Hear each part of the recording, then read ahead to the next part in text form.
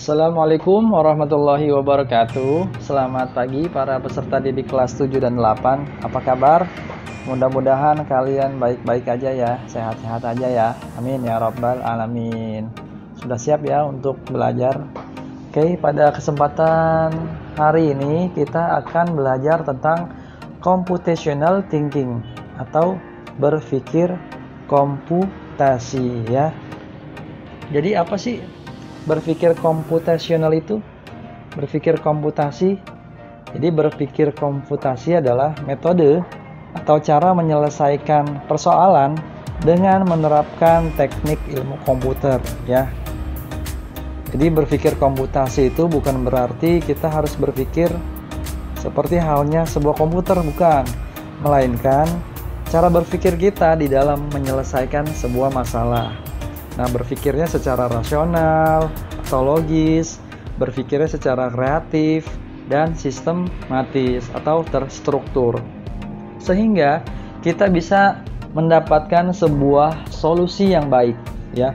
Jadi berpikir komputasi pun bisa diterapin di dalam kehidupan sehari-hari ya, nggak selalu di dunia komputer.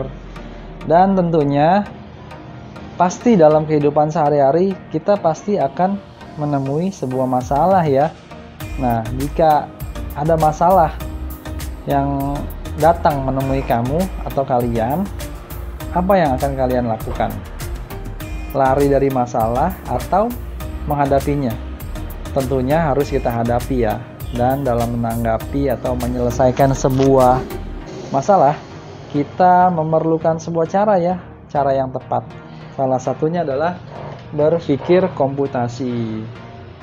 Jadi di sini ada beberapa karakteristik untuk berpikir komputasi. Mampu memberikan pemecahan masalah. Dengan berpikir komputasi, kita bisa memberikan solusi setiap permasalahan ya, dapat memecah sebuah masalah dengan solusi. Kemudian mampu mengorganisasi dan menganalisis data. Kemudian mampu melakukan identifikasi, analisa, dan implementasi solusi.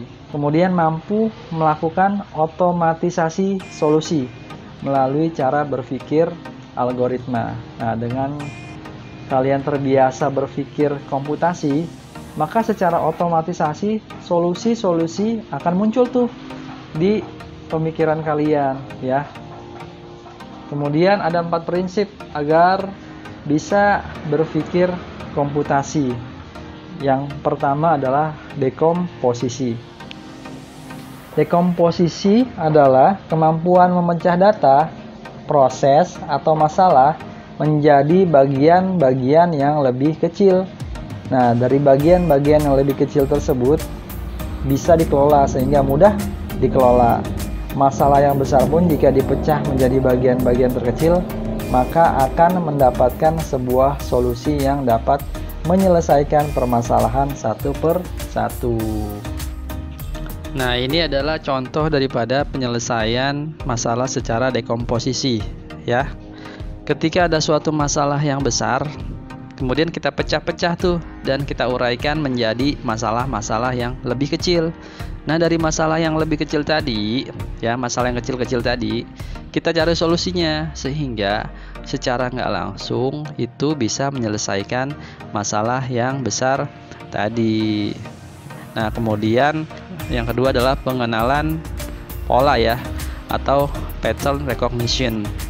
Adalah kemampuan untuk melihat persamaan dan perbedaan pola sebuah masalah yang kedepannya akan digunakan untuk membuat prediksi atau penyajian data ya.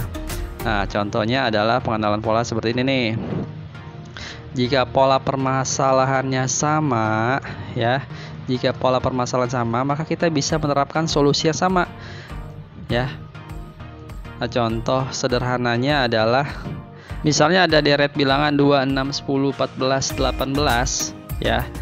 Kemudian ditanya berapa bilangan ke-6-nya. Nah, di sini kita kenali polanya terlebih dahulu ya. Ternyata terlihat setiap deret bilangan ditambah 4 ya. Jadi 18 ditambah 4 sama dengan 22. Jadi seperti itu polanya ya. Kemudian yang ketiga adalah abstraksi, ya. Adalah sebuah cara untuk memfokuskan pada informasi atau bagian yang penting aja dan mengabaikan detail yang tidak relevan. Nah, contohnya dari abstraksi adalah menggambar wajah seseorang, ya. Kita dapat generalisasikan bagaimana cara menggambar wajah. Misalnya pada wajah seseorang umumnya itu berbentuk bulat atau lingkaran. Maka kita fokus dulu nih buat lingkaran. Kemudian selanjutnya adalah hidung, mulut. Kemudian dapat dilanjutkan dengan lebih spesifik ke wajah yang digambar. Sehingga dengan abstraksi kita dapat menyusun pola dari sebuah masalah dan bentuk umum dari sebuah masalah dan membantu kita untuk memecahkan masalah tersebut. Ya, bisa kita lihat ya. Kita fokus dulu sama bulatannya.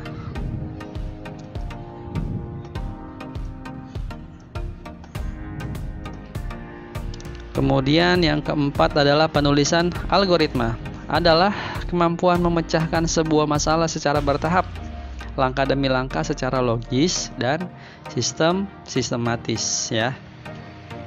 Contohnya adalah pendekatan melalui flow chart, ya. Flow chart membuat kopi. Ya, tentunya jika kita ingin meminum secangkir kopi, tidak akan begitu aja ya jadi kopinya. Ada step, ada langkah-langkah yang harus kita kerjakan supaya kopinya bisa kita nikmati, ya. Langkah-langkahnya kan pertama adalah nyalakan api dulu atau nyalakan kompor dulu. Kemudian masukkan air ke dalam panci. Kemudian step 3, setelah air mendidih, apalagi yang kita lakuin? Masukin kopi, masukin gula. Kemudian aduk-aduk, ya kan? Setelah diaduk-aduk, itu kita adalah icip-icip, ya, icip-icip. Apakah kopi ini manis apa enggak? Nah, ini namanya kondisi, ya. Jika kondisinya manis, berarti kita sudah siap hidangkan kopinya untuk kita nikmati. Nah, jika kopinya belum manis, berarti kita harus apa lagi? Kita tambahin gula.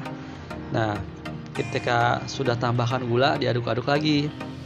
Kita apa lagi? Kita masuk, ya, kondisi lagi, ya, icip lagi. Sudah manis apa belum?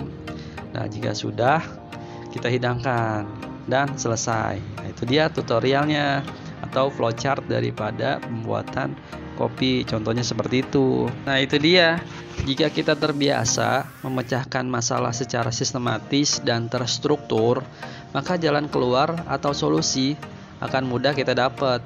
Kekuatan pemikiran algoritmik memungkinkan kita memunculkan solusi yang otomatis.